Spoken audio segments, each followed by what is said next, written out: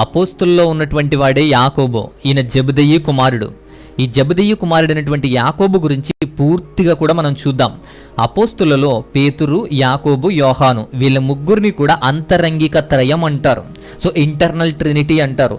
12 మంది అపోస్తులలో మొట్టమొదటిగా హతసాక్షిగా మరణించి ఆ కీర్తిని దక్కించుకున్నది యాకోబే మొదట ఆ కీర్తిని, ఆ ఘనతను దక్కించుకున్నాడు. అపోస్తులందరిలో మొట్టమొదటిగా యాకోబు చనిపోయాడు. ప్రభు శిష్యుల్లో బైబిల్ నందు యాకోబు, యోధాల మరణాలు మాత్రమే చెప్పబడ్డాయి. యాకోబు మరణం బైబిల్లో కూడా ఉంటుంది. యాకోబు యోహాను కన్నా పెద్దవాడు, యోహాను కన్నా అన్నయ్య, సహోదరుడు.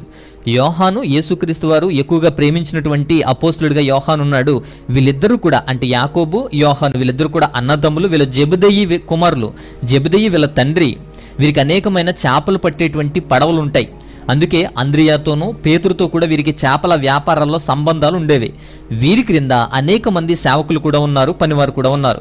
యాకోబు ప్రభువుకు బంధువు. చిన్నతనం నుంచి కూడా వీరిరువురు కూడా ఒక క్రమంలో చక్కగా ఎదిగినటువంటి వ్యక్తులు. గలిలయ తీరాన వెలుచు ఉండగా ప్రభువారు యాకోబును స్వయంగా ఆయనే వెంబడించమని పిలుచుకున్నారు. మత్తయి సువార్త 4:18, 21, 22 వాక్యాలు చూడండి.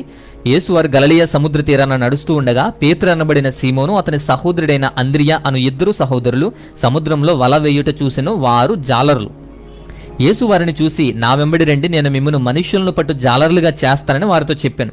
వెంటనే వారు తమ వలలు విడిచిపెట్టి ఆయనను వెంబడించిరి.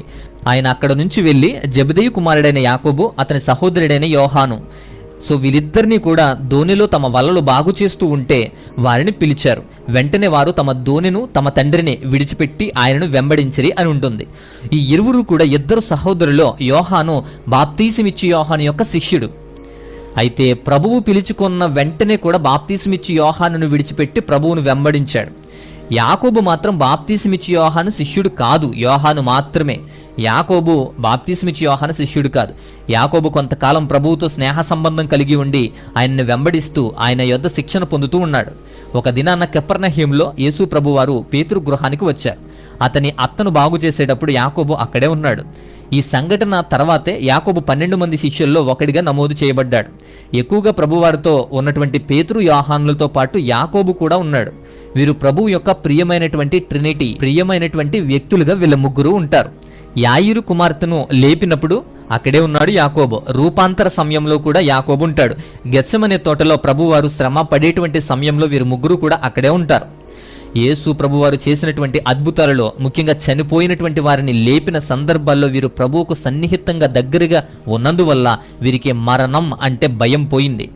అందువల్ల బహుధైర్యంగా ప్రభు పరిచర్యను చాలా బాగా కొనసాగించారు. గెత్సెమనే తోటలో ప్రభువు పడినటువంటి వేదనను ప్రత్యక్షంగా చూశారు కాబట్టే పరిచర్య కాలంలో ఎంత శ్రమనైనా కూడా వారు భరించారు. ఈ ముగ్గురులో పేతురిదేమో ప్రథమ స్థానము, యోహానిదేమో ద్వితీయ స్థానం. ఇక యోహాను 100 సంవత్సరాల వరకు కూడా తన పరిచర్యను కొనసాగిస్తూ కొత్త నిబంధన గ్రంథంలో 5 పుస్తకాలు వ్రాశాడు. కానీ యాకోబు పరిచర్య కాలము దానికి భిన్నంగా ఉంటుంది. అంటే చాలా తక్కువ టైం త్వరగానే ముగించబడింది. ఇతడు తొలి హతసాక్షిగా మరణించాడు. 2 అన్నదమ్ములలో మొదటిగా యాకోబు త్వరగా చనిపోతే మొట్టమొదటి హతసాక్షి అయితే 100 సంవత్సరాల వరకు బ్రతికి చివరి హతసాక్షిగా, అంటే 12 మందిలో చివరివాడిగా యోహాను కనబడతారు. రూపాంతరం జరిగింది. రూపాంతరం తర్వాత కొద్ది దినములకు సమరయ మార్గాన యెరూషలేము వెళుతూ ఒక చిన్న గ్రామం గుండా వీరు నడుస్తున్నప్పుడు ఆ గ్రామస్తులు వీరిపై కొంత ప్రతికూలతను ప్రదర్శిస్తారు, విమర్శిస్తారు. అందుకు యాకోబుకి, యోహానికి కోపం వచ్చేస్తుంది. వాళ్ళు ప్రభు వద్దకు వచ్చి, ప్రభువా ఆ గ్రామాన్ని అగ్నితో కాల్చేయని చెప్పి అడుగుతారు. మార్కు సువార్త 3:17 వాక్యంలో, అందుకు యేసు ప్రభువారు వారిని తేర చూసి వారి కోరికను నెమ్మదిగా తిరస్కరిస్తారు. వారికి అలా ఉన్నటువంటి కోపాన్ని బట్టే, ఆ విప్లవాత్మకతను బట్టే ప్రభువారు వారికి ఉరుముధ్వని అనే పేరు వచ్చేలాగా ఉర్రిమెడువారు అనే పేరు పెట్టారు. దాన్ని బోయనెర్గస్ అనే బిరుదిచ్చారు. మార్కు సువార్త 3:17 వాక్యంలో బోయనెర్గసు అని పిలుస్తారు. ఉర్రిమెడివారు అని, సన్ ఆఫ్ థండర్, ఉర్రిమెడివారు అంటారు. అయితే ఒకరోజు యాకోబు, యోహానుల తల్లి అయినటువంటి ఆమె ప్రభువు వద్దకు వచ్చి, దేవా నీ మహిమ రాజ్యంలో నీవు తిరిగి వచ్చేటప్పుడు నా కుమారులను నీ కుడివైపున ఒకడు, ఎడమ వైపున ఒకరు కూర్చుండేటట్లు అనుమతి ఇమ్మని కోరుతుంది, బ్రతిమాలుతుంది. అందుకైనంటాడు, ఇది నా చిత్తం కాదు, దేవుని చిత్తం ప్రకారమే జరుగుతుంది అని. గనుక ఆ కోరిక అంగీకరించలేదు. మార్కు సువార్త 10వ అధ్యాయంలో 42-45 వాక్యాల్లో ఉంది. అంతటా ప్రభువారు శిష్యులను ఉద్దేశించి, మీలో ఎవడైనా ప్రముఖుడై ఉండగోరిన ఎడల వాడు మీకు పరిచారం చేయువాడే ఉండాలి. మీరు ఎవడైనా ప్రముఖుడై ఉండగోరిన ఎడల వాడు అందరికీ దాసుడై ఉండాలి. మనుష్య కుమారుడు పరిచారం చేయించుకోవడానికి రాలేదు కానీ పరిచారం చేయడానికి వచ్చారు. అనేకులకు ప్రతిగా విమోచన క్రయధనముగా తన ప్రాణాన్ని ఇవ్వడానికి వచ్చారు అని మార్కు సువార్తలో 10వ అధ్యాయం 44-45 వాక్యాల్లో ఈ విధంగా ఉంటుంది. మరొకసారి అయితే ప్రభువారు ప్రసంగం నిమిత్తము ఒలీవ కొండ ఎక్కి యెరూషలేం దేవాలయానికి ఎదురుగా తన ముఖాన్ని ఉంచి ప్రసంగం చేస్తారు. అలా చేస్తున్నప్పుడు అక్కడ యాకోబు ఉంటాడు. ప్రసంగమైన తర్వాత ఆ యాకోబు ప్రభువును ఉద్దేశించి ఆయనతో, దేవా, రెండవ రాకడను గురించి వివరించమని అడుగుతారు. అంతేకాదు ఈ యాకోబు పునరుద్ధరణుడైన ప్రభువుని చూశాడు. తబరియా సముద్ర తీర ప్రాంతంలో అద్భుతం ఉంటుందక్కడ. అక్కడ కూడా యాకోబు ఉంటాడు. అయితే ఆ తర్వాత ఏం జరిగింది అనేది మనం ఇక్కడ చూద్దాం. హేరోదు రాజు, అక్కడున్నది హేరోదు రాజైనటువంటి అగ్రిప్ప 1 రాజుగా అగ్రిప్ప 1 ఉంటాడు. క్రీస్తు శకం 44లో చనిపోవడానికన్నా ముందు రాజైనటువంటి హేరోదు సంగపు వారిలో కొందరిని బాధపెట్టాడు, హింసించారు. బలాత్కారంగా పట్టుకొని యోహాను సహోదరుడైనటువంటి యాకోబును ఖడ్గంతో చంపించేశాడు. అది కూడా బైబిల్లో లిఖించబడింది. అపోస్తుల కార్యాలు 12వ అధ్యాయం మొదటి 2 వాక్యాలు చూస్తే. అయితే యాకోబు గురించినటువంటి ముఖ్యమైనటువంటి అంశాలు మనం ఇప్పుడు చూద్దాం. యాకోబు తన పరిచర్యలో పేతురుతో పాటు హిందూ దేశానికి కూడా వచ్చాడు అనేటువంటి విషయాన్ని తన పరిచర్య విశదీకరణలో చాలామంది దాని గురించి చెప్తారు. యాకోబు పరిచర్య చల్లాచెదరైనటువంటి, అంటే యూదుల్లో 12 గోత్రాలు కూడా చల్లాచెదరైనటువంటి ఆ యూదుల దగ్గరికి వెళ్తాడు, వివిధ ప్రాంతాలకు వెళ్తాడు. వారు వారి దశమ భాగాలు రాజుకు ఇవ్వడం గమనించి ఆ ఆచారాన్ని వదిలి వారి దశమ భాగాలను వారి సంఘాలకు మాత్రమే ఇవ్వాలని వివరించాడు. ఇది ఒక ముఖ్య కారణంగా ఆనాటి హేరో ప్రభుత్వం గుర్తించి కోపగించుకుని ఆయన్ని హతసాక్షిగా మరణానికి అప్పగించింది. అందుకే ఆయన్ని చంపడానికి ప్రయత్నం చేశారు. అబియాస్ అనేటువంటి ఒక ఇంద్రజాలకుడు ఉంటాడు యాకోబు దగ్గర. అంటే ఆయన కూడా దేవుడు నమ్ముకుని యాకోబుతో పాటు ఉంటాడు. ఈ మెజిషియన్ అనేటువంటి అబియాసు తర్వాత ఇద్దరిని తీసుకొస్తాడు, హెర్మోజీనస్ అలాగే ఫిలేటస్ అనేటువంటి వీళ్ళిద్దరూ కూడా మెజిషియన్సే. వీళ్ళిద్దరు మెజిషియన్స్ని కూడా తీసుకొచ్చి పరిచయం చేస్తాడు. వీళ్ళిద్దరిలో ఫిలేటస్ అనేటువంటి వ్యక్తి మారు మనసు పొంది యాకోబుని అనుసరించాడు. ఇది మొదటి వానికి కష్టం అనిపించింది. వాడు యాకోబుపై కక్ష పెంచుకున్నాడు. హెర్మోజీనస్ తనకున్నటువంటి మంత్రశక్తితో, మెజిషియన్ కాబట్టి మంత్రశక్తితో యాకోబు, ఫిలేటస్ వీళ్ళిద్దరిపైకి కూడా దయ్యాలను పంపించాడు. యాకోబు ప్రార్థనా శక్తితో ఆ దయ్యాలు పారిపోయాయి. ఈ అద్భుతాన్ని చూసి ఎవరైతే దయ్యాలు పంపాడో ఆ హెర్మోజీనస్ కూడా మారు మనసు పొంది ప్రభువును అంగీకరించి తర్వాత యాకోబును అనుసరించాడు. ఈ అద్భుతం కూడా యాకోబు యొక్క దృష్టిలో ఉంది. అలాగే హైపోటిఫోసస్ అనేటువంటి ఒక క్లెమెంట్ ఆఫ్ అలెగ్జాండ్రియా ప్రాంతం వాడు హైపోటిఫోసస్ తన 7వ పుస్తకమైనటువంటి యూసిబిసియస్ చరిత్రకారుడు చదివి యాకోబు జీవితంలో ఒకానొక సంఘటనని రాశాడు. యాకోబు చివరగా మరణ తీర్పునకు తీసుకెళ్లడానికి ఒక ఉన్నత అధికారిని నియమించారు. కాబట్టి ఆ ఉన్నత అధికారి యాకోబును పట్టుకొని యెరూషలేముకు తీసుకువెళ్తారు. అక్కడ శిక్ష విధించడానికి తీర్పు జరుగుతుంది. ముందు ఈ తీర్పు చేస్తున్నటువంటి క్రమంలో ఈ అధికారి యాకోబు చెప్పేటువంటి సాక్ష్యాన్ని శ్రద్ధగా విని అద్భుతంగా కదిలించబడతాడు. వెంటనే క్రైస్తవ్యాన్ని స్వీకరించాడు. అంతేకాకుండా యాకోబును కూడా క్షమించమని ఆ న్యాయాధిపతిని, ఆ జడ్జిని కోరతాడు. రాజైనటువంటి హేరోదు ఈ సంగతి విని వారిద్దరికీ శిరక్షేదన, మరణశిక్షను విధించాలని చెప్పి ఆ తలను నరికివేయమని చెప్పి ఆజ్ఞేస్తాడు. వెంటనే శిక్ష అమలు చేసి చంపించేస్తారు. 14-15 శతాబ్ద కాలాలకు వచ్చేసేటప్పటికి ఈ యాకోబు చరిత్ర పెయింటింగ్స్ ద్వారా, చిత్రలేఖనాల ద్వారా, అలాగే హిస్టారికల్ బుక్స్ ద్వారా, అంటే వ్రాతపూర్వకంగా, అలాగే కథానికల ద్వారా వ్యాప్తి చెందింది యాకోబు యొక్క చరిత్ర అంతా కూడా. ఈ కాలంలో స్పెయిన్ దేశంలో ఒక కథానిక ఇలా చెప్పబడుతుంది. యాకోబు జెబెదయి కుమారుడు, గలిలయ వాడు. ఇతనికి అనేకమైనటువంటి పడవలు, దోణిలు ఉన్నాయి. ఇతడు గెన్నెసరీతు అనేటువంటి తీర ప్రాంతానికి చెందినటువంటి ఒక జాలరి. ఈ వృత్తిని యాకోబు మొదటగా సంతోషం కొరకు, వినోదం కొరకు ఎంచుకున్నాడు. ఈ యాకోబు స్పెయిన్ దేశానికి వెళ్ళినప్పుడు, అంటే పరిచర్య నిమిత్తము కూడా స్పెయిన్లో పరిచర్య చేశాడు. స్పెయిన్కి వెళ్ళినప్పుడు హిడాలవోస్ అండ్ కిబెర్లోరస్ అనేటువంటి వారు ప్రాంతాలకు యాకోబును నాయకునిగా ఎంచుకుంటారు. అంత పెద్ద స్పెయిన్ ప్రాంతానికి ఒక సామాన్య జాలరి నౌక దళాధిపతిగా నియమించబడటం, అక్కడ ఉండటం ఒక గొప్ప అద్భుతం.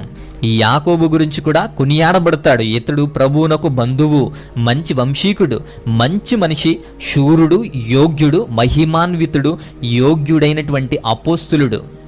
ఈ విషయాన్ని రచయిత అయినటువంటి డాంటే కూడా ఒప్పుకుంటారు. అప్పుడు చరిత్రకారులు కూడా ఈ విధంగా యాకోబు గురించి రాస్తారు. పౌరుషవంతుడైనటువంటి యాకోబు మూర్స్ అనేటువంటి తెగవారిని మార్చాడు. ఈ మూర్స్ అనేటువంటి ప్రజలకు తెగకు నాయకుడిగా ప్రథముడిగా యోధుడైనటువంటి మూర్స్ ఉంటాడు. మూర్స్, అందుకే వాళ్ళని మూర్స్ తెగలు అంటారు.